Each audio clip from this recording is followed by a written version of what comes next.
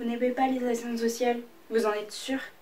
Ces vieilles filles ne sont que des fouines, des voleuses enfants, des grattes de papier.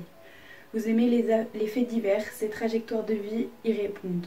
Mais attention, dans le fantastique, il y a des visionnaires. Et dans le quotidien, vous trouverez de jolis récits de vie, si surprenants qu'ils dépassent l'imaginaire.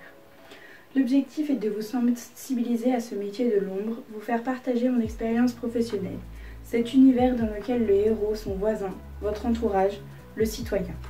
L'éclairage sur ces portraits vous dévoile l'invisibilité du social et la richesse du lien, d'une rencontre. Bonjour à vous, on se retrouve pour une nouvelle petite vidéo sur un commentaire de livre dans le spécial formation du social, donc des livres que j'ai lus dans le cadre de ma formation et que j'ai envie de vous partager. Aujourd'hui ce sera La Mutante ou 1001 journées d'une assistante de service social. Donc c'est écrit par Catherine Becler, c'est un témoignage poignant et enrichissant d'une assistante de service social, donc des histoires de vie réelles. Quoi ça parle? Donc ça parle de la place de l'AS en institution d'hôpital de suite à une hospitalisation dont pas d'autres endroits où aller mais ne peuvent pas rester à l'hôpital mais doivent quand même être suivis. Ça parle aussi des représentations du métier, ça aborde des questions qu'on ne peut imaginer afin de nous sensibiliser à certaines questions primaires, on va dire, auxquelles on ne pense pas quand on n'y est pas. Ça permet aussi de partager, on va dire, l'importance du lien, l'expérience humaine et psychologique donc de Catherine Becler. C'est une lecture, on va dire, très ouverte qui permet de s'ouvrir beaucoup l'esprit. Donc voilà, c'est bien pour une première lecture si vous vous intéressez au social par exemple.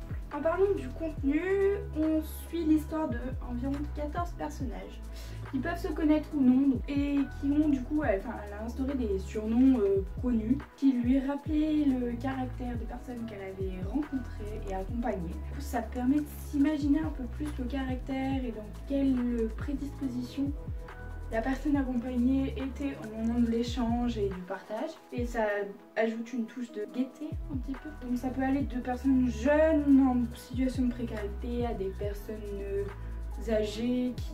J'ai aimé, pourquoi je vous le partage, parce que ça me touche particulièrement vu que je vais en faire mon métier, que je l'ai lu un peu rapidement comme tous ceux que je vous ai présentés. J'en garde un très bon souvenir, donc je l'ai lu au début de l'année. Passionnant, et je pense que l'objectif de l'autrice est atteint, effectivement, de sensibiliser, d'amener une discussion autour d'un métier qui est peu connu et d'une relation qui est peu connue. Voilà, tout simplement, je vais vous conseiller si vous avez envie de découvrir le social, mais pas que.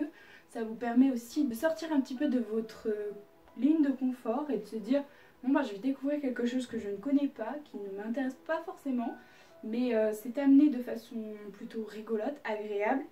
Et ça permet de se rendre compte d'une réalité oubliée à travers toute l'expérience psychologique au sein de service social peut travailler avec des personnes qui en ont besoin. Ça permet du coup de sensibiliser et potentiellement de penser d'une autre manière entre vie. Dans cette vidéo, du coup, je vais vous conseiller de me suivre sur le livre si mes lectures vous intéressent. J'ai fait une petite étagère avec marqué 2020. Voilà, suivre, c'est Rocky. Vous dire au revoir et merci d'avoir suivi cette vidéo en espérant qu'elle vous ait plu. Et n'hésitez pas à rejoindre le Discord qui se trouve en description. A bientôt.